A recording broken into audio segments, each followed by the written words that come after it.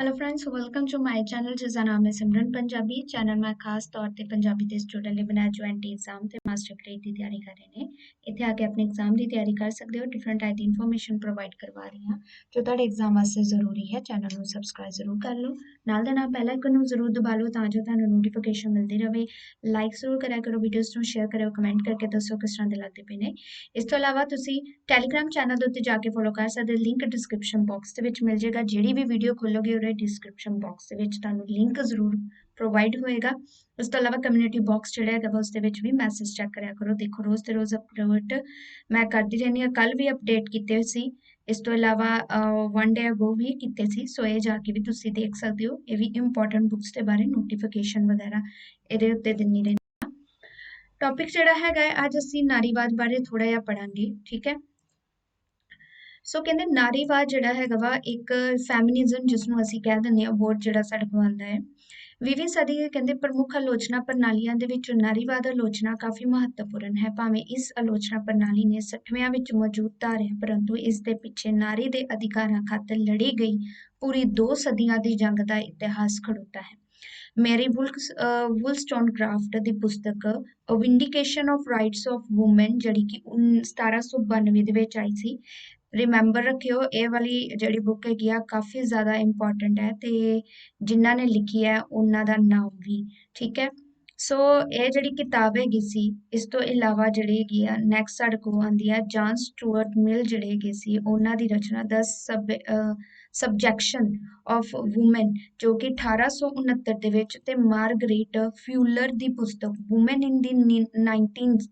ਜਿਹੜੀ ਹੈਗੀ ਹੈ ਸੈਂਚੁਰੀ 45 ਦੇ ਵਿੱਚ ਅਜਿਹੀਆਂ ਰਚਨਾਵਾਂ ਸੀ ਜਿਨ੍ਹਾਂ ਵਿੱਚ ਨਾਰੀ ਦੇ ਸੰਘਰਸ਼ ਦਾ ਇਤਿਹਾਸ ਕਲਮਬੰਦ ਹੈ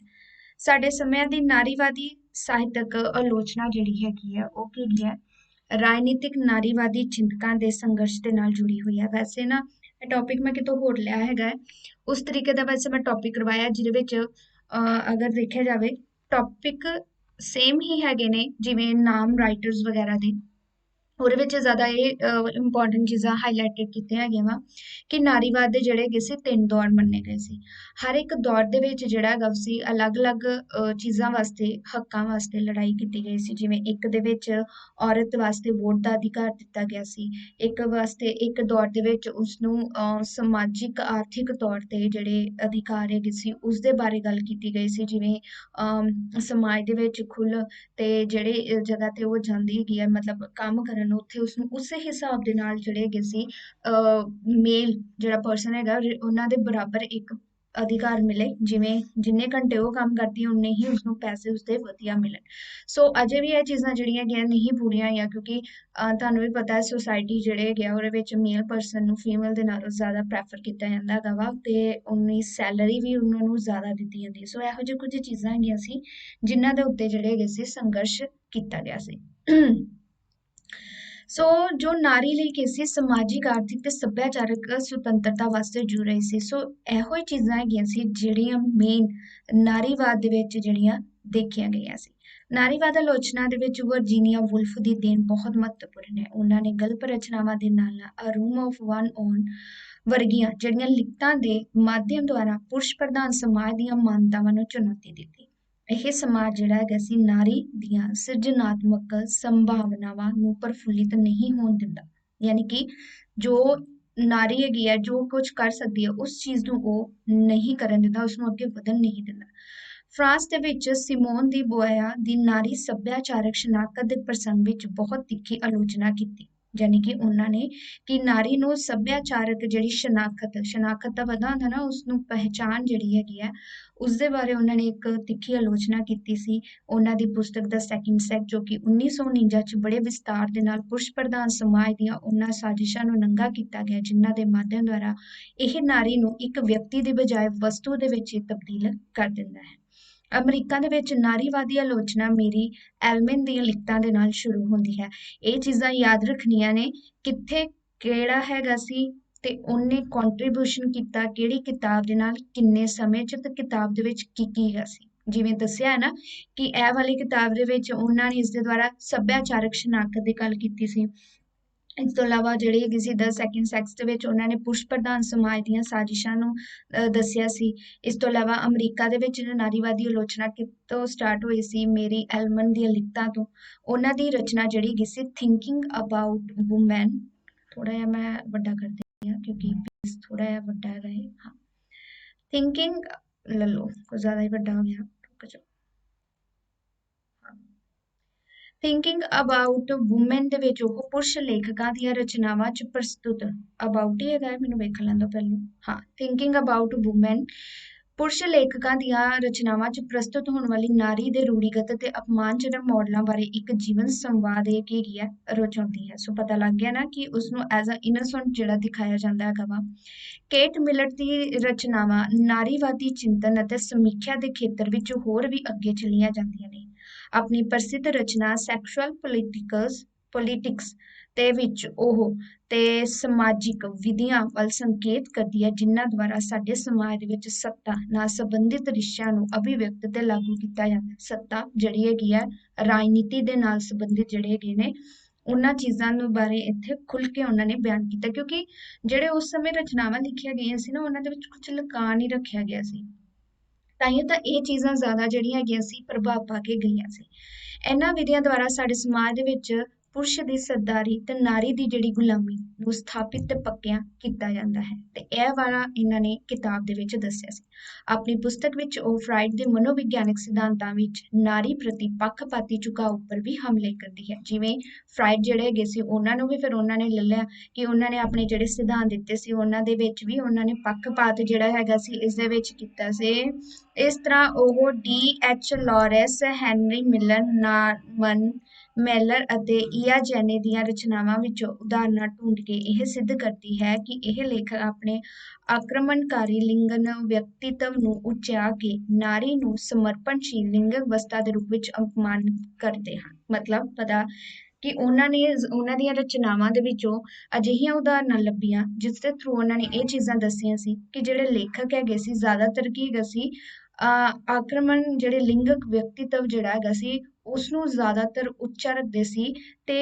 ਐਜ਼ ਜਿਵੇਂ ਕਹਿ ਸਕਦੇ ਹੋ ਨਾ ਡੋਮੀਨੇਟਿਵ ਦਿਖਾਇਆ ਗਿਆ ਇੱਕ ਪਰਸਨ ਨੂੰ, ਮੈਨ ਨੂੰ, ਠੀਕ ਹੈ, ਤੇ ਉਹ ਯਾਨੀ ਕਿ ਵੱਡਾ, ਤੇ ਨਾਰੀ ਜਿਹੜੀ ਹੈਗੀ ਆ ਉਸਦੇ ਸਾਹਮਣੇ ਇੱਕ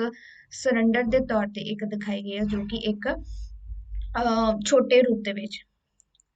ਨਾਰੀਵਾਦੀ ਆਲੋਚਨਾ ਨੇ ਪਹਿਲੇ ਦੌਰ ਵਿੱਚ ਇਸਤਰੀ ਇੱਕ ਪਾਠਕ ਵਜੋਂ ਤੇ ਇਸਤਰੀ ਇੱਕ ਲੇਖਕ ਵਜੋਂ ਉੱਪਰ ਧਿਆਨ ਕੀਤਾ ਗਿਆ ਹੈ। ਜਿਵੇਂ ਪਹਿਲਾ ਦੌਰ ਆ ਗਿਆ ਨਾ, ਤੇ ਇਸ ਪ੍ਰਸੰਗ ਵਿੱਚ ਐਲਨ ਸ਼ੋਵਾਲਟਰ ਆਪਣੇ ਲੇਖ ਵਿੱਚ ਟੁਵਰਡ ਅ ਫੈਮਿਨਿਸਟ ਪੋਇਟਿਕਸ ਦੇ ਵਿੱਚ ਲਿਖਦੀ ਹੈ, The first type is concerned with the woman as a consumer of male-produced literature and with the way in hypothesis of a female reader change our apprehension of a given text, awaking us the signification of its course। ਇਹ ਉਹਨਾਂ ਨੇ ਰਚਨਾ ਦੇ ਵਿੱਚ ਲਿਖਿਆ ਸੀ, ਤੇ ਉਹਨਾਂ ਨੇ ਇੱਥੇ ਕਿਹਾ ਹੈਗਾ ਵਾ ਕਿ ਜਿਹੜਾ ਫਸਟ ਟਾਈਪ ਹੈਗੀ ਆ ਉਹ ਕਿਹਦੇ ਨਾਲ ਕੰਸਰਨ ਕੀਤਾ ਗਿਆ ਹੈ, ਵੂਮਨ ਦੇ ਨਾਲ, ਜਿਸਨੂੰ ਐਜ਼ ਅ ਕੰਜ਼ਿਊਮਰ, ਠੀਕ ਆ, ਦਿਖਾਇਆ ਗਿਆ ਕਿਸ ਦੇ ਥਰੂ, ਮੇਲ ਪ੍ਰੋਡਿਊਸ ਲਿਟਰੇਚਰ ਦੇ ਥਰੂ, ਐਂਡ ਵਿਦ ਦਾ ਵੇ ਇਨ ਵਿਚ, ਤੇ ਇਸ ਥਰੂ ਦੇ ਮਤਲਬ ਇਸ ਵੇ ਦੇ ਵਿੱਚ ਉਹਨਾਂ ਨੇ ਇਨ ਵਿਚ ਹਾਈਪੋਥੀਸਿਸ ਆਫ ਫੀਮੇਲ ਰੀਡਰ ਚੇਂਜ, ਯਾਨੀ ਕਿ ਜਿਸ ਦੇ ਵਿੱਚ ਕੀ ਗਵਾ ਕਿ ਇਹੋ ਜਿਹੇ ਉਹਨਾਂ ਨੇ ਹਾਈਪੋਥੀਸਿਸ ਜਿਹੜੇ ਦਿਖਾਏ ਗਏ ਆ ਆਫ ਅ ਫੀਮੇਲ ਰੀਡਰ, ਜਿਹੜੇ ਕਿ ਚੇਂਜ ਕੀਤਾ ਗਿਆ ਹੈ ਕਿ ਜਿਵੇਂ ਹੁਣ ਕਹਿ ਸਕਦੇ ਹੋ ਨਾ ਕਿ ਇਹੋ ਜਿਹੀਆਂ ਚੀਜ਼ਾਂ ਉਹਨਾਂ ਨੇ ਦਿਖਾਇਆ ਗਿਆ ਹੈਗਾ ਵਾ ਕਿ ਜਿਸ ਦੇ ਵਿੱਚ ਐਜ਼ ਅ ਮੇਲ ਪਰਸਨ ਨੂੰ ਜ਼ਿਆਦਾ ਦਿਖਾਇਆ ਗਿਆ ਹੈਗਾ ਵਾ, ਐਜ਼ ਅ ਫੀਮੇਲ ਦੇ ਮੁਕਾਬਲੇ ਦੇ ਵਿੱਚ ਨੀਵਾ ਸੌਰੀ ਉੱਚਾ ਦਿਖਾਇਆ ਗਿਆ ਹੈ, ਤਾਂ ਫੀਮੇਲ ਨੂੰ ਜਿਹੜਾ ਹੈਗਾ ਵਾ ਨੀਵਾ ਦਿਖਾਇਆ ਗਿਆ ਹੈ। ਤੇ ਜਿਸ ਦੇ ਥਰੂ ਸਾਡੀਆਂ ਵੀ, ਜਿਵੇਂ ਹੁਣ ਤੁਸੀਂ ਅੱਜ ਕੱਲ੍ਹ ਕਿਹੜੀਆਂ ਚੀਜ਼ਾਂ ਪੜ੍ਹਦੇ ਹੋ, ਕਈ ਜਣੇ ਬੁੱਕਸ ਵੀ ਪੜ੍ਹਦੇ ਹੋਣਗੇ, ਅਜੇ ਵੀ ਇਹ ਚੀਜ਼ਾਂ ਚੱਲਦੀਆਂ ਨੇ ਕਿ ਕਈਆਂ ਨੂੰ ਨਾਵਲ ਵਗੈਰਾ ਪੜ੍ਹਨ ਦਾ ਵੀ ਸ਼ੌਕ ਹੁੰਦਾ, ਉਹਦੇ ਵਿੱਚ ਕਿਉਂ ਜਿਹੜੀ ਹੈਗੀ ਹੈ ਕਿ ਇਸਤਰੀ ਨੂੰ ਐਜ਼ ਅ ਜਿਹੜੇ ਹੈਗੀ ਆ ਮੇਨ ਸੈਂਟਰ ਦਿਖਾਇਆ ਜਾਂਦਾ, ਜੋ ਕਿ ਹਰ ਵੇਲੇ ਇੱਕ ਜਗ੍ਹਾ ਦੇ ਵਿੱਚ ਸੈਂਟਰ ਦੇ ਵਿੱਚ ਰਹਿੰਦੀ ਹੈ, ਤਾਂ ਜਿਹੜੀਆਂ ਚੀਜ਼ਾਂ ਉਹਦੇ ਨਾਲ ਹੀ ਬੀਤਦੀਆਂ ਨੇ, ਉਹਦੇ ਨਾਲ ਹੀ ਹੁੰਦੀਆਂ ਨੇ, ਉਹੀ ਚੀਜ਼ਾਂ ਨੇ ਇਹਨਾਂ ਦੇ ਵਿੱਚ ਸਾਨੂੰ ਕਹਿੰਦੇ ਦਿਖਾਇਆ ਗਿਆ ਹੈ ਕਿ ਸਾਡਾ ਜਿਹੜਾ ਨਜ਼ਰੀਆ ਜਿਹੜਾ ਹੈਗਾ ਸੀ ਇਸ ਦੇ ਵਿੱਚ ਐਜ਼ ਅ ਫੀਮੇਲ ਰੀਡਰ ਦੇ ਤੌਰ ਤੇ ਚੇਂਜ ਕੀਤਾ ਗਿਆ ਸੀ। ਜਦੋਂ ਨਾਰੀਵਾਦੀ ਆਲੋਚਨਾ ਕਿਸੇ ਇਸਤਰੀ ਲੇਖਕ ਦੀ ਕ੍ਰਿਤੀ ਦਾ ਅਧਿਐਨ ਕਰਦੀ ਹੈ ਤਾਂ ਆਪਣੀ ਦ੍ਰਿਸ਼ਟੀ ਦੀ ਰਚਨਾਤਮਕ ਉਸਦੀ ਸ਼ੈਲੀ ਦੀਆਂ ਭਾਸ਼ਾ ਵਿਗਿਆਨਕ ਸਮੱਸਿਆਵਾਂ ਤੇ ਉਹਨਾਂ ਦੇ ਰਚਨਾ ਕਰਮ ਦੇ ਵਿਕਾਸ ਵਿੱਚ ਆਉਣ ਵਾਲੀਆਂ ਮੁਸ਼ਕਲਾਂ ਉੱਪਰ ਕੇਂਦਰਿਤ ਕਰਦੀ ਹੈ। ਹੁਣ ਇੱਥੇ ਜਦੋਂ ਉਹਨਾਂ ਨੇ ਕਿਹਾ ਵਾ ਐਜ਼ ਅਗਰ ਨਾਰੀਵਾਦੀ ਆਲੋਚਨਾ ਦੇ ਥਰੂ ਇੱਕ ਇਸਤਰੀ ਲੇਖਕ ਦੀ ਕ੍ਰਿਤੀ ਦਾ ਅਧਿਐਨ ਕੀਤਾ ਜਾਂਦਾ ਹੈ ਤਾਂ ਉਹ ਕੀ ਕਰਦੀ ਹੈ, ਆਪਣੀ ਦ੍ਰਿਸ਼ਟੀ ਦੀ ਰਚਨਾਤਮਕਤਾ ਉਸਦੀ ਜੋ ਕਿ ਉਹਨਾਂ ਨੇ ਜਿਹੜੀ ਰਚਨਾ ਲਿਖੀ ਹੈ ਉਸਦੀ ਸ਼ੈਲੀ ਦੀਆਂ ਭਾਸ਼ਾ ਵਿਗਿਆਨਕ ਸਮੱਸਿਆ, ਉਹਨਾਂ ਦੇ ਰਚਨਾ ਕਰਮ ਦੇ ਵਿਕਾਸ ਵਿੱਚ ਆਉਣ ਵਾਲੀਆਂ ਜਿਹੜੀਆਂ ਸਮੱਸਿਆਵਾਂ ਉਹਨਾਂ ਦੇ ਉੱਪਰ ਹੀ ਧਿਆਨ ਹੁੰਦਾ ਹੈ। ਪਹਿਲੀ ਕਿਸਮ ਦੀ ਆਲੋਚਨਾ ਇਹ ਸਵਾਲ ਪੁੱਛਦੀ ਹੈ ਕਿ ਨਾਰੀ ਕਿਰਦਾਰ ਕਿਹੋ ਜਿਹੀਆਂ ਭੂਮਿਕਾਵਾਂ ਨਿਭਾਉਂਦੇ ਨੇ ਤੇ ਉਹ ਕਿਹੋ ਜਿਹੇ ਸਰੋਕਾਰਾਂ ਨਾਲ ਸੰਬੰਧਿਤ ਰਹਿੰਦੇ, ਜਿਵੇਂ ਐਜ਼ ਰਚਨਾ ਦੇ ਵਿੱਚ ਇੱਕ ਫੀਮੇਲ ਨੂੰ ਲੀਡ ਦੇ ਤੌਰ ਤੇ ਰੱਖਿਆ ਜਾਂਦਾ ਹੈ ਤੇ ਉਹ ਹੀ ਹੈ ਕਿ ਨਾਰੀ ਕਿਰਦਾਰ ਕਿਹੋ ਜਿਹੀਆਂ ਭੂਮਿਕਾਵਾਂ ਉਸ ਦੇ ਵਿੱਚ ਨਿਭਾਉਂਦੇ ਨੇ, ਕਿਸ ਤਰੀਕੇ ਦੇ ਥਰੂ ਉਸਨੂੰ ਉਹਦੇ ਵਿੱਚ ਦਿਖਾਇਆ ਜਾਂਦਾ ਐਜ਼ ਅ ਪਾਤਰ ਦੇ ਤੌਰ ਤੇ, ਕਿਹੋ ਜਿਹੇ ਸਰੋਕਾਰ ਉਸ ਦੇ ਨਾਲ ਸੰਬੰਧਿਤ ਹੁੰਦੇ ਨੇ, ਕੋਈ ਰਚਨਾ ਨਾਰੀ ਦੀ ਭੂਮਿਕਾ ਸੰਬੰਧੀ ਪਾਠਕਾਂ ਉੱਪਰ ਕੀ ਪ੍ਰਭਾਵ ਪਾਉਂਦੀ ਹੈ ਆਦਿਕ। ਦੂਜੀ ਕਿਸਮ ਦੀ ਆਲੋਚਨਾ ਇਹ ਦਰਸਾਉਂਦੀ ਹੈ ਕਿ ਨਾਰੀ ਲੇਖਿਕਾਵਾਂ ਆਪਣੇ ਕਿਰਦਾਰ ਸੱਭਿਆਚਾਰਕ ਦਬਾਵਾਂ ਹੇਠ ਆ ਕੇ ਸਿਰਜਦੀਆਂ ਹਨ ਤੇ ਉਹ ਆਪਣੇ ਰਚਨਾ ਧਰਮ ਦਾ ਸੁਤੰਤਰ ਰੂਪ ਵਿੱਚ ਨਿਵਾਰ ਨਹੀਂ ਕਰ ਪਾਉਂਦੀਆਂ। ਆਹ ਵਾਲੀ ਚੀਜ਼ ਨਾ ਕਈ ਜਗ੍ਹਾ ਦੇ ਉੱਤੇ ਦੇਖੀ ਵੀ ਜਾਂਦੀ ਹੈ ਕਿ ਕਈ ਜਿਹੜੇ ਫੀਮੇਲ ਰਾਈਟਰਸ ਹੁੰਦੇ ਨੇ ਉਹ ਇਸ ਚੀਜ਼ ਕਰਕੇ ਕਈ ਗੱਲਾਂ ਨਹੀਂ ਬਿਆਨ ਕਰ ਪਾਉਂਦੇ, ਕਿਉਂਕਿ ਉਹਨਾਂ ਨੂੰ ਇਹ ਹੁੰਦਾ ਕਿ ਜਦੋਂ ਅਸੀਂ ਇਹਨਾਂ ਨੂੰ ਲਿਖਾਂਗੇ ਤੇ ਜਦੋਂ ਦੂਸਰੇ ਰੀਡਰ ਉਹਨਾਂ ਨੂੰ ਰੀਡ ਕਰਨਗੇ ਤਾਂ ਕੀ ਉਹਨਾਂ ਦੀ ਜਜਮੈਂਟ ਹੋਏਗੀ ਉਹਨਾਂ ਦੀ ਇਸ ਚੀਜ਼ ਦੇ ਬਾਰੇ ਤੇ ਉਹ ਉਹਨਾਂ ਦਾ ਨਜ਼ਰੀਆ ਕੀ ਹੋਏਗਾ। ਉਹ ਤੇ ਜੇਕਰ ਉਹ ਗਲਤ ਨਜ਼ਰੀਆ ਸਾਹਮਣੇ ਆ ਜਾਂਦਾ ਹੈਗਾ ਤਾਂ ਉਹਨਾਂ ਨੂੰ ਫਿਰ ਕਿਉਂਕਿ ਇੱਕ ਤੋਂ ਬਾਅਦ ਇੱਕ ਅਗਰ ਉਹਨਾਂ ਦੇ ਉੱਤੇ ਐਜ਼ ਅ ਤੁਸੀਂ ਵੀ ਦੇਖਿਆ ਹੁੰਦਾ ਕਿ ਫੀਮੇਲ ਜਿਹੜੇ ਹੁੰਦੇ ਉਹਨਾਂ ਨੂੰ ਜ਼ਿਆਦਾ ਇੱਕ ਕੜਿੱਕੀ ਜਿਹੀ ਫਿਰ ਲੈ ਲਿਆ ਜਾਂਦਾ ਹੈ, ਜ਼ਿਆਦਾ ਉਹਨਾਂ ਦੇ ਉੱਤੇ ਪੁਆਇੰਟ ਕੀਤਾ ਜਾਂਦਾ ਨੇ ਇਹ ਚੀਜ਼ਾਂ ਲਿਖਿਆ ਕਿਉਂ ਲਿਖਿਆ ਹੈਗੀਆਂ ਵਾ। ਸੋ ਇਹ ਪਹਿਲੋਂ ਵੀ ਮੈਂ ਵੇਖਿਆ ਸੀ ਇੱਕ ਫੇਮਸ ਰਾਈਟਰ ਜਿਹੜੇ ਹੈਗੇ ਸੀ ਉਹਨਾਂ ਦੇ ਉੱਤੇ ਐਜ਼ ਅ ਫੀਮੇਲ ਜਿਹੜੇ ਹੈਗੇ ਉਹਨਾਂ ਨੇ ਲਿਖਿਆ ਸੀ, ਕਾਫੀ ਉਹਨਾਂ ਨੇ ਪਿਨ ਪੁਆਇੰਟ ਕੀਤਾ ਗਿਆ ਸੀ ਕਿ ਉਹਨਾਂ ਨੇ ਬੜੀ ਓਪਨ ਚੀਜ਼ਾਂ ਉਹਦੇ ਵਿੱਚ ਦਰਸਾਈਆਂ ਸੀ ਆਪਣੀ ਰਚਨਾ ਦੇ ਵਿੱਚ। ਤੇ ਉਹੀ ਨਾ ਕਿ ਇਸ ਚੀਜ਼ ਕਰਕੇ ਉਹ ਨਹੀਂ ਦਰਸਾ ਪਾਉਂਦੀਆਂ ਹੈਗੀਆਂ ਕਿਉਂਕਿ ਉਹਨਾਂ ਨੂੰ ਪਤਾ ਹੁੰਦਾ ਕਿ ਜੇਕਰ ਅਸੀਂ ਦੱਸ ਵੀ ਦਿੱਤਾ ਤਾਂ ਸਾਡੇ ਉੱਤੇ ਸਾਰੀ ਗੱਲ ਆਈ ਨਹੀਂ ਗੀਆਂ, ਤਾਂ ਉਸ ਚੀਜ਼ ਨੂੰ ਨਹੀਂ ਸਹਿ ਪਾਉਂਦੇ ਹੈਗੇ ਕਈ ਜਣੇ, ਕਿਉਂਕਿ ਕਈ ਬਹੁਤ ਹੀ ਜ਼ਿਆਦਾ ਅਗਰੈਸ਼ਨ ਦਿਖਾ ਦਿੰਦੇ ਨੇ ਤੇ ਜ਼ਿਆਦਾਤਰ ਫਿਰ ਇਸੇ ਕਰਕੇ ਉਹ ਦਬਾਵਾਂ ਦੇ ਹੇਠ ਆ ਕੇ ਲਿਖ ਦਿੰਦੀਆਂ ਨੇ ਜੋ ਕਿ ਉਹ ਰਚਨਾ ਕਰਨੀਆਂ ਚਾਹੁੰਦੇ ਨੇ ਉਹ ਨਹੀਂ ਇੱਥੇ ਹੋ ਪਾਉਂਦੀਆਂ। 1969 ਤੋਂ ਬਾਅਦ ਨਾਰੀਵਾਦੀ ਲਿਖਤਾਂ ਵਿੱਚ ਇਹੋ ਜਿਹਾ ਹੜ ਆ ਗਿਆ ਕਿ ਜਿਸ ਦੀ ਕਿਸੇ ਵੀ ਹੋਰ ਆਲੋਚਨਾਤਮਕ ਪ੍ਰਣਾਲੀ ਵਿੱਚ ਉਦਾਹਰਨ ਨਹੀਂ ਤੇ ਮਿਲੇਗੀ। ਐਲਨ ਸ਼ੋ ਵਾਲਟਰ ਨੂੰ ਇੱਕ ਧਾਰਮਿਕ ਪੁਨਰ ਸੁਰਜੀਤੀ ਜਾਂ ਜਾਗ੍ਰਿਤੀ ਦੇ ਨਾਲ ਉਪਮਾ ਦਿੰਦੀ ਹੈ। ਅਮਰੀਕਾ, ਇੰਗਲੈਂਡ ਤੇ ਫਰਾਂਸ ਵਰਗੇ ਦੇਸ਼ਾਂ ਵਿੱਚ ਆਲੋਚਨਾ ਹੁਣ ਕੋਈ ਏਕੀਕ੍ਰਿਤ ਪ੍ਰੋਗਰਾਮ ਜਾਂ ਸਿਧਾਂਤ ਨਹੀਂ ਰਹਿ ਗਿਆ, ਬਲਕਿ ਹੁਣ ਇਹ ਕਾਫੀ ਅਨੇਕਤਾ, ਭਿੰਨਤਾ ਤੇ ਮੋਹ ਮੁਕਤਾ ਇਸ ਦੇ ਵਿੱਚ ਆ ਗਿਆ। ਮਤਲਬ ਏਕੀਕ੍ਰਿਤ ਨਹੀਂ ਗਾ, ਜਾਣੀ ਕਿ ਇੱਕੋ ਵਿਊ ਦੇ ਵਿੱਚ ਨਹੀਂ ਹੁਣ ਦੇਖਿਆ ਜਾਂਦਾ ਗਾ। ਜਿਹੜੀਆਂ ਆਲੋਚਨਾਵਾਂ ਕੀਤੀਆਂ ਜਾਂਦੀਆਂ ਨੇ ਇਹਨਾਂ ਦੇ ਵਿੱਚ ਵੀ ਕਾਫੀ ਜ਼ਿਆਦਾ ਸਾਨੂੰ ਡਿਫਰੈਂਸ ਦੇਖਣ ਨੂੰ ਮਿਲਦਾ ਹੈ, ਵੈਰਾਈਟੀਜ਼ ਜਿਹੜੀ ਇਸ ਦੇ ਵਿੱਚ ਆ ਗਈ ਹੈ, ਜਿਸ ਵਿੱਚ ਮਨੋਵਿਗਿਆਨਿਕ, ਮਾਰਕਸਵਾਦੀ, ਉੱਤਰ ਸੰਰਚਨਾਵਾਦੀ ਪ੍ਰਣਾਲੀਆਂ ਆਪਣਾ ਆਪਣਾ ਯੋਗਦਾਨ ਪਾ ਰਹੀਆਂ ਹਨ। ਇਸੇ ਤਰ੍ਹਾਂ ਨਾਰੀਵਾਦੀ ਚਿੰਤਨ ਤੇ ਆਲੋਚਨਾ ਦੀਆਂ ਵੀ ਬਹੁਤ ਸਾਰੀਆਂ ਦਿਸ਼ਾਵਾਂ ਤੇ ਪ੍ਰਣਾਲੀਆਂ ਦ੍ਰਿਸ਼ਟੀਗੋਚਰ ਹੁੰਦੀਆਂ ਨੇ। ਜੇਕਰ ਇਹਨਾਂ ਦੀਆਂ ਮਿਲਦੀਆਂ ਹੈਗੀਆਂ ਨੇ ਤੇ ਇਸ ਦੀਆਂ ਵੀ ਮਿਲਣਗੀਆਂ ਤੇ ਤਾਂ ਵੀ ਇਹਨਾਂ ਦੀਆਂ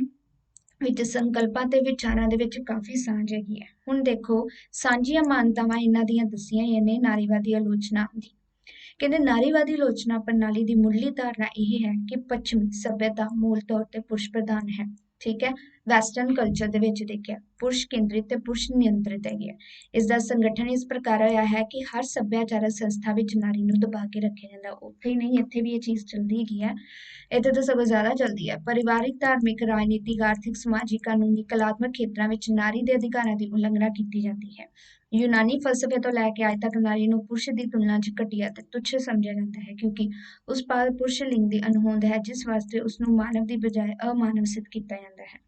ਸਮਾਜੀਕਰਨ ਦੀ ਪ੍ਰਕਿਰਿਆ ਦੇ ਨਾਮ ਹੇਠ ਉਸ ਨੂੰ ਪੁਰਸ਼ ਪ੍ਰਧਾਨ ਵਿਚਾਰਧਾਰਾ ਸਿਖਲਾਈ ਜਾਂਦੀ ਹੈ ਕਿ ਕਿਸ ਤਰ੍ਹਾਂ ਉਹ ਪੁਰਸ਼ ਦੀ ਉੱਤਮਤਾ ਦੇ ਸਿਧਾਂਤ ਨੂੰ ਆਪਣੇ ਮਨ 'ਚ ਵਸਾ ਕੇ ਹੀ ਤੇ ਉਹ ਕੀ ਕਰਦੀ ਗਈ ਹੈ, ਜਿਵੇਂ ਗੁਲਾਮੀ ਦੀ ਭਾਵਨਾ, ਜਿਵੇਂ ਸਾਨੂੰ ਸ਼ੁਰੂ ਤੋਂ ਹੀ ਸਿਖਾਇਆ ਜਾਂਦਾ ਹੈਗਾ ਵਾ ਕਿ ਸਮਾਜ ਦੇ ਵਿੱਚ ਜਿਹੜਾ ਪੁਰਸ਼ ਪ੍ਰਧਾਨ ਹੈਗਾ ਵਾ ਸੋ ਤੁਹਾਨੂੰ ਆਪਣੀ ਜਗ੍ਹਾ ਪਤਾ ਹੋਣੀ ਚਾਹੀਦੀ। ਤਾਂ ਇਹੋ ਚੀਜ਼ ਉੱਥੇ ਹੈ ਕਿ ਉਹਨਾਂ ਨੂੰ ਇਹ ਜਗ੍ਹਾ ਦਿਖਾਈ ਜਾਂਦੀ ਹੈਗੀ ਪਹਿਲੋਂ ਹੀ, ਤਾਂ ਹੀ ਉਹ ਚੀਜ਼ਾਂ ਜਿਹੜੀਆਂ ਹੈਗੀਆਂ ਵਾ ਉਹਨਾਂ ਨੂੰ ਬੰਨ ਕੇ ਰੱਖਦੀਆਂ ਨੇ। ਭਾਵੇਂ ਇਹ ਠੀਕ ਹੈ ਕਿ ਵਿਅਕਤੀ ਦਾ ਲਿੰਗ ਉਸਦੇ ਸਰੀਰ ਵਿਗਿਆਨ ਦੁਆਰਾ ਨਿਸ਼ਚਿਤ ਹੁੰਦਾ ਹੈ ਤੇ ਤੋਂ ਸਾਡੇ ਇੱਥੇ ਪੁਲਿੰਗ ਤੇ ਇਸਤਰੀ ਲਿੰਗ ਬਾਰੇ ਧਾਰਨਾਵਾਂ ਸੱਭਿਆਚਾਰਕ ਬਣਤਰਾਂ ਹਨ। ਜਿਵੇਂ ਕਹਿੰਦੇ ਸਿਮੋਨ ਦੀ ਬੋਇਆ ਕਹਿੰਦੇ ਆ ਕਿ ਇਸਤਰੀ ਪੈਦਾ ਨਹੀਂ ਹੁੰਦੀ ਬਲਕਿ ਬਣਾਈ ਜਾਂਦੀ ਹੈ। ਸਭਿਅਤਾ ਨਾਲ ਸੰਬੰਧਿਤ ਸਾਰੀਆਂ ਸੰਸਥਾਵਾਂ ਮਿਲ ਕੇ ਉਸ ਚੀਜ਼ ਦਾ ਉਤਪਾਦਨ ਕਰਦੀਆਂ ਨੇ ਜਿਸ ਨੂੰ ਇਸਤਰੀ ਕਿਹਾ ਜਾਂਦਾ ਹੈ। ਮੀਨਸ ਉਹਨਾਂ ਨੇ ਇਹ ਗੱਲ ਹੈਗੀ ਹੈ ਕਿ ਉਸ ਨੂੰ ਇੱਕ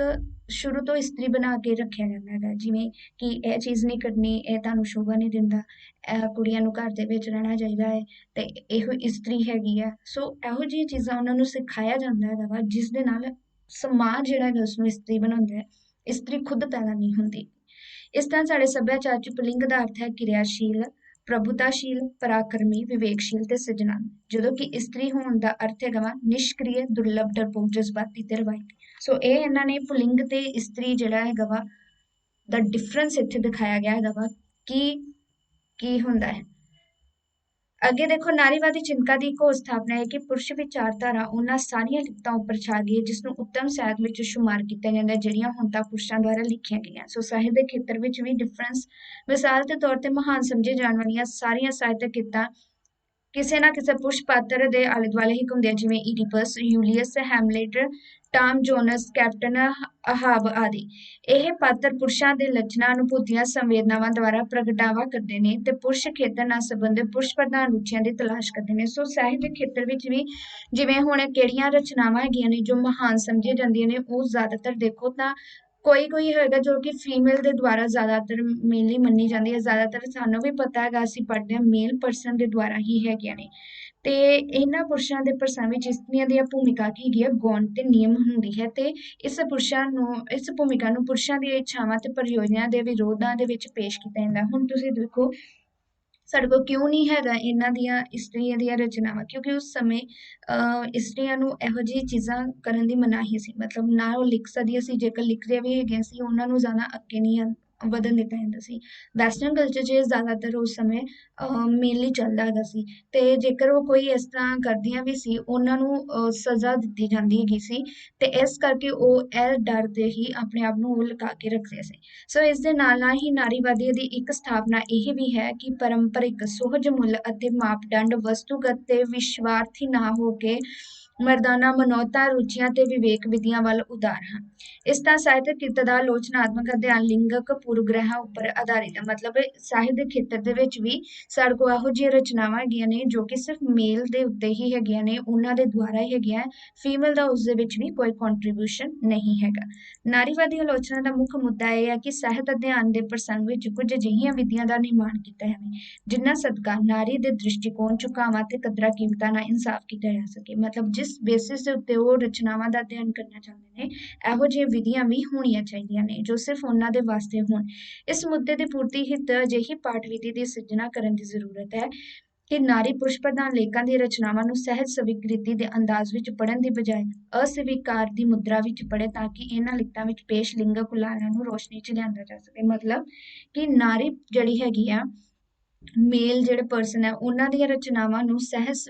ਸਵੀਕ੍ਰਿਤੀ ਮਤਲਬ ਐਜ਼ ਅ ਪੋਜ਼ਿਟਿਵ ਵੇ ਦੇ ਵਿੱਚ ਨਹੀਂ, ਨੈਗੇਟਿਵ ਪੱਖਾਂ ਦੇ ਵਿੱਚ ਪਹਿਲੋਂ ਪੜ੍ਹੇ,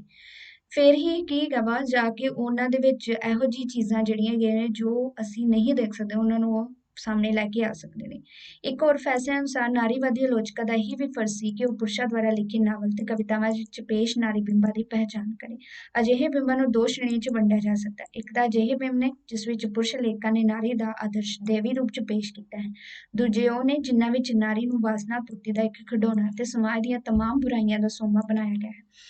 ਭਾਵੇਂ ਬਹੁਤੇ ਨਾਰੀਵਾਦੀ ਚਿੰਤਕ ਪੁਰਸ਼ ਲੇਖਕਾਂ ਨੂੰ ਨਾਰੀ ਵਿਰੋਧੀ ਗਣਨਾਦੇ ਹਨ,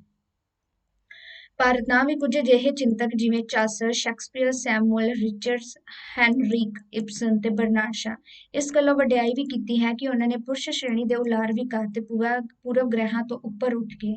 ਉਹਨਾਂ ਨੇ ਸੱਭਿਆਚਾਰਕ ਦਬਾਵਾਂ ਨੂੰ ਸਮਝਣ ਤੇ ਮਹਿਸੂਸ ਕਰਨ ਦੀ ਚੇਸ਼ਟਾ ਕੀਤੀ ਹੈ, ਜਿਨ੍ਹਾਂ ਨੇ ਸਮਾਜ ਵਿੱਚ ਨਾਰੀ ਦੀ ਨਕਾਰਾਤਮਕ ਤੇ ਤੁੱਛ ਭੂਮਿਕਾਵਾਂ ਕਬੂਲ ਕਰਨ ਵਾਸਤੇ ਮਜਬੂਰ ਕੀਤਾ ਹੈ। ਮਤਲਬ ਜ਼ਿਆਦਾਤਰ ਅਗਰ ਦੇਖਿਆ ਜਾਵੇ ਤਾਂ ਬਾਕੀ ਜਿਹੜੇ ਲੇਖਕ ਹੈਗੇ ਨੇ ਉਹਨਾਂ ਨੇ ਤਾਂ ਦੋ ਤਰੀਕੇ ਦੀ ਹੀ ਆਪਣੇ ਰਚਨਾਵਾਂ ਦੇ ਵਿੱਚ ਉਹਨਾਂ ਨੂੰ ਐਜ਼ ਅ ਪਾਤਰ ਦੇ ਤੌਰ ਤੇ ਪੇਸ਼ ਕੀਤਾ ਹੈ, ਪਰ ਕੁਝ ਇਹੋ ਜਿਹੇ ਵੀ ਚਿੰਤਕ ਹੈਗੇ ਨੇ ਜਿਨ੍ਹਾਂ ਨੇ ਕਿ ਉਹਨਾਂ ਚੀਜ਼ਾਂ ਨੂੰ ਸਮਝਿਆ ਜੋ ਕਿ ਇੱਕ ਇਸਤਰੀ ਨੂੰ ਮਜਬੂਰ ਕਰਦੇ ਨੇ, ਤਾਂ ਉਹਨਾਂ ਦੇ ਨੂੰ ਸਾਹਮਣੇ ਉਹਨਾਂ ਨੇ ਲਿਆਂਦਾ ਤੇ ਕਬੂਲ ਜਿਹੜਾ ਹੈਗਾ ਸੀ ਉਹਨਾਂ ਨੇ ਕੀਤਾ ਸੀ। ਕੁਝ ਇੱਕ ਨਾਰੀਵਾਦੀ ਚਿੰਤਕਾਂ ਜਿਵੇਂ ਐਨਨ ਸ਼ੋਵਾਲਟਰ ਨੇ ਆਪਣੀ ਦ੍ਰਿਸ਼ਟੀ ਨੂੰ ਜੀਨੋ ਕ੍ਰਿਟਿਸਿਜ਼ਮ ਉੱਪਰ ਕੇਂਦਰਿਤ ਕੀਤਾ ਹੈ। ਇੱਕ ਅਜਿਹੀ ਆਲੋਚਨਾਤਮਕ ਪ੍ਰਣਾਲੀ ਹੈ जो नारी लेखਕਾਂ ਦੀਆਂ ਰਚਨਾਵਾਂ ਦੇ ਅਧਿਐਨ ਵਾਸਤੇ ਇੱਕ ਵਿਸ਼ੇਸ਼ ਪ੍ਰਕਾਰ ਦਾ ਨਾਰੀਵਾਦੀ ਸਿਧਾਂਤਕ ਚੋਖਟਾ ਤਿਆਰ ਕਰਦੀ ਹੈ। ਨਾਮ ਕੀ ਹੈਗਾ ਵਾ? ਜੀਨੋ ਕ੍ਰਿਟਿਸਿਜ਼ਮ। ਸੋ ਇੱਕ ਅਜਿਹਾ ਚੋਖਟਾ ਤਿਆਰ ਕਰਦੀ ਹੈ ਜੋ ਨਾਰੀਆਂ ਵਾਸਤੇ ਹੈਗਾ ਵਾ। ਇਸ ਪ੍ਰਸੰਗ ਵਿੱਚ ਪੈਟਰੀਸ਼ੀਆ ਮੇਅਰ ਸਪੈਕਰ, ਐਲਨ ਮੋਰਸ ਤੇ ਐਲਨ ਸ਼ੋਵਾਲਟਰ, ਸਾਂਦਰਾ ਗਿਲਬਰਟ ਤੇ ਸੂਸਨ ਗੁਬਰ ਨੇ ਕਾਫੀ ਕੁਝ ਇੱਥੇ ਲਿਖਿਆ ਸੀ। ਨਾਰੀਵਾਦੀ ਆਲੋਚਨਾ ਲਿੰਗ ਭੂਮਿਕਾਵਾਂ ਦਾ ਵਿਸਤ੍ਰਿਤ ਵਿਸ਼ਲੇਸ਼ਣ ਵੀ ਕਰਦੀ ਹੈ। ਇਹ ਪ੍ਰਣਾਲੀ ਦਰਸਾਉਂਦੀ ਹੈ ਕਿ ਲਿੰਗ ਦਾ ਇਸ ਗੱਲ ਨਾਲ ਕੋਈ ਵਾਸਨਾ ਨਹੀਂ ਕਿ ਇਸਤਰੀ ਅਸਲ ਦੇ ਵਿੱਚ ਕੀ ਹੈ, ਬਲਕਿ ਇਸ ਦਾ ਸੰਬੰਧ ਇਸ ਗੱਲ ਨਾਲ ਹੈ ਕਿ ਕਿਸੇ ਸੱਭਿਆਚਾਰ ਜਾਂ ਉਪ ਸੱਭਿਆਚਾਰ ਵਿੱਚ ਕਿਵੇਂ ਇਸਤਰੀ ਨੂੰ ਕਿਵੇਂ ਦੇਖਿਆ ਜਾਂਦਾ ਹੈ ਤੇ ਉਹਨਾਂ ਦੀ ਸਥਿਤੀ ਕੈਸੀ ਹੈ। ਠੀਕ ਹੈ,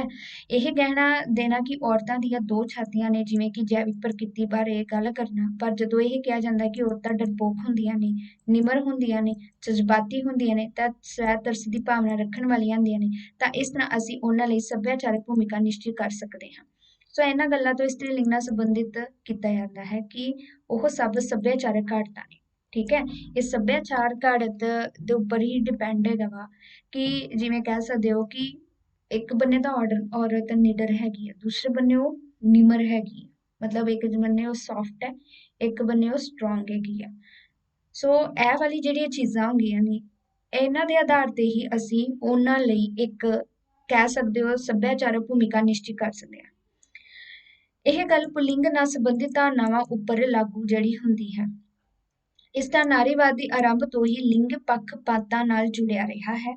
ਠੀਕ ਹੈ, ਤੇ ਇਸ ਭੂਮਿਕਾਵਾਂ ਨੂੰ ਤਬਦੀਲ ਕਰਨ ਦੁਆਰਾ ਸਮਾਜ ਵਿੱਚ ਮੌਜੂਦ ਔਰਤ ਮਰਦ ਦੇ ਸ਼ਕਤੀ ਸੰਬੰਧਾਂ ਨੂੰ ਬਦਲਿਆ ਜਾ ਸਕਦਾ ਹੈ। ਹੁਣ ਇਹਦੇ ਵਿੱਚ ਜਿਵੇਂ ਸਭ ਤੋਂ ਪਹਿਲਾਂ ਉਹਨਾਂ ਨੇ ਇੱਥੇ ਗੱਲ ਕੀਤੀ ਗਈ ਸੀ ਕਿ ਲਿੰਗ ਦਾ ਇਸ ਦੇ ਵਿੱਚ ਕੋਈ ਸੰਬੰਧ ਨਹੀਂ ਗਾ, ਜਿਵੇਂ ਉਹਨਾਂ ਨੇ ਐਜ਼ ਅ ਤੌਰ ਦੇ ਉੱਤੇ ਕਿਹਾ ਸੀ ਕਿ ਇਹ ਫੀਮੇਲ ਹੈ ਜਾਂ ਮੇਲ ਹੈ। ਉਹੀ ਅਸੀਂ ਪਿੱਛੇ ਵੀ ਪੜ੍ਹਿਆ ਹੈਗਾ ਵਾ ਕਿ ਇੱਕ ਇਸਤਰੀ ਜਿਹੜੀ ਹੈਗੀ ਆ ਅਨਨੋਰਮਲ ਸ਼ੁਰੂ ਤੋਂ ਬਣਾਇਆ ਜਾਂਦਾ ਹੈਗਾ ਵਾ। ਅਗਰ ਉਸਨੂੰ ਇਹੋ ਜਿਹੀ ਚੀਜ਼ਾਂ ਨਾ ਸਿਖਾਈਆਂ ਜਾਣ, ਸਟਰੋਂਗ ਉਹਨੂੰ ਬਣਾਇਆ ਜਾਵੇ ਤਾਂ ਉਹ ਮੇਲ ਦੇ ਬਰਾਬਰ ਖੜੀ ਹੋ ਸਕਦੀ ਹੈਗੀ ਹੈ। ਸੋ ਇਹੋ ਹੀ ਕਿਹਾ ਹੈਗਾ ਵਾ ਕਿ ਕਿਸੇ ਸੱਭਿਆਚਾਰ ਤੇ ਉਪ ਸੱਭਿਆਚਾਰ ਵਿੱਚ ਕਿਸੇ ਇਸਤਰੀ ਨੂੰ ਕਿਵੇਂ ਦੇਖਿਆ ਜਾਂਦਾ ਹੈ, ਉਹਨਾਂ ਦੀ ਸੱਭਿਆਚਾਰਕ ਸਥਿਤੀ ਕੈਸੀ ਹੈ। ਇਹੋ ਚੀਜ਼ਾਂ ਜਿਹੜੀਆਂ ਹੈਗੀਆਂ ਨੇ ਔਰਤ ਨੂੰ ਇੱਕ ਇਸਤਰੀ ਦੇ ਰੂਪ ਦੇ ਵਿੱਚ ਦੇਖਦੀਆਂ ਹੈਗੀਆਂ ਨੇ। ਠੀਕ ਹੈ, ਤੇ ਇਹ ਵੀ ਇੱਥੇ ਪਹਿਲਾਂ ਗੱਲ ਕੀਤੀ ਜਾਂਦੀ ਹੈਗੀ ਆ ਕਿ ਔਰਤ ਨੂੰ ਸਭ ਤੋਂ ਪਹਿਲਾਂ ਇੱਕ ਔਰਤ ਦੇ ਰੂਪ ਦੇ ਵਿੱਚ ਦੇਖਣਾ ਚਾਹੀਦਾ ਹੈ। ਬਾਅਦ ਦੇ ਵਿੱਚ ਉਸਨੂੰ ਇੱਕ ਮਾਂ, ਇੱਕ ਭੈਣ, ਇੱਕ ਪਤਨੀ ਤੇ ਇੱਕ ਬੇਟੀ ਦੇ ਤੌਰ ਤੇ ਦੇਖਿਆ ਜਾਣਾ ਚਾਹੀਦਾ ਹੈ। ਤਾਂ ਔਰਤ ਦੇ ਉੱਤੇ ਵੀ ਇਹ ਗੱਲ ਲਾਗੂ ਹੋਣੀ ਚਾਹੀਦੀ ਹੈਗੀ ਆ ਕਿ ਔਰਤ ਸਭ ਤੋਂ ਪਹਿਲਾਂ ਆਪਣੇ ਆਪ ਨੂੰ ਐਜ਼ ਅ ਔਰਤ ਸਮਝੇ, ਬਾਅਦ ਦੇ ਵਿੱਚ ਬਾਕੀ ਰਿਸ਼ਤਿਆਂ ਦੇ ਵਿੱਚ ਉਹ ਲੈ ਕੇ ਆਏ। ਸੋ ਸਮਾਜ ਸੱਭਿਆਚਾਰਕ ਘਾਟਾਂ ਹੀ ਹੈਗੀਆਂ ਨੇ ਜੋ ਕਿ ਇੱਕ ਇਸਤਰੀ ਨੂੰ ਐਜ਼ ਅ ਇਸਤਰੀ ਦੇ ਤੌਰ ਤੇ ਜਿਹੜੀਆਂ ਦੇਖਦੀਆਂ ਨੇ।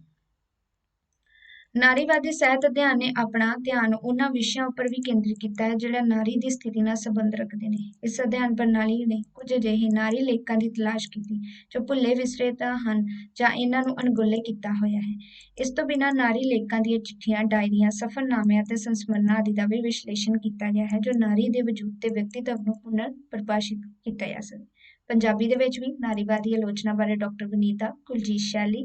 ਅਤੇ ਚਰਨਜੀਤ ਕੌਰ ਦੇ ਨਾਮ ਲਏ ਜਾ ਸਕਦੇ ਨੇ। ਡਾਕਟਰ ਵਨੀਤਾ ਨਾਰੀਵਾਦ ਪੁਸਤਕ ਵਿੱਚ ਲਿਖਦੀ ਹੈ ਕਿ ਨਾਰੀਵਾਦ ਅੰਦਰ ਨਾਰੀ ਦੀ ਹੋਂਦ ਦਾ ਪ੍ਰਸ਼ਨ, ਮਰਦ ਨਾਲ ਉਸ ਦੀ ਬਰਾਬਰੀ ਦੇ ਸਰੋਕਾਰ, ਨਾਰੀਵਾਦੀ ਦ੍ਰਿਸ਼ਟੀ ਤੋਂ ਸਾਹਿਤ ਸਿਧਾਂਤਾਂ ਬਾਰੇ ਨਿਰਣਾ ਤੇ ਨਾਰੀਵਾਦੀ ਸੋਚ ਸ਼ਾਸਤਰ ਦੀ ਪਹਿਚਾਣ ਆਦਿ ਮਸਲੇ ਉੱਭਰਦੇ ਨੇ।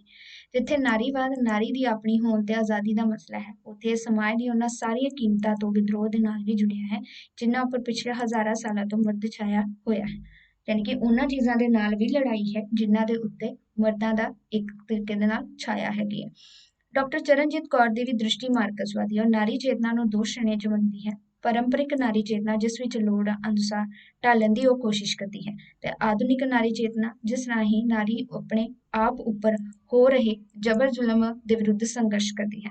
ਨਾਰੀਵਾਦੀ ਚਿੰਤਨ ਦੇ ਪ੍ਰਸੰਗ ਵਿੱਚ ਯੂਨੀਵਰਸਿਟੀਆਂ ਵੱਲੋਂ ਬਹੁਤ ਸਾਰੇ ਖੋਜ ਪ੍ਰਬੰਧ ਵੀ ਲਿਖਵਾਏ ਗਏ ਨੇ ਜੋ ਇਸ ਪ੍ਰਣਾਲੀ ਨੂੰ ਵਧੇਰੇ ਮਜ਼ਬੂਤ ਕਰਦੇ ਨੇ। ਸੋ ਇਹ ਹੈਗਾ ਸੀ ਨਾਰੀਵਾਦ ਵਾਲਾ ਟੌਪਿਕ। ਬਾਕੀ ਜਿਹੜਾ ਹੋਏਗਾ ਨੈਕਸਟ ਵਿੱਚ ਪੜਾਂਗੇ। ਵੀਡੀਓ ਜ਼ਰੂਰ ਦੇਖਿਓ। Thank you.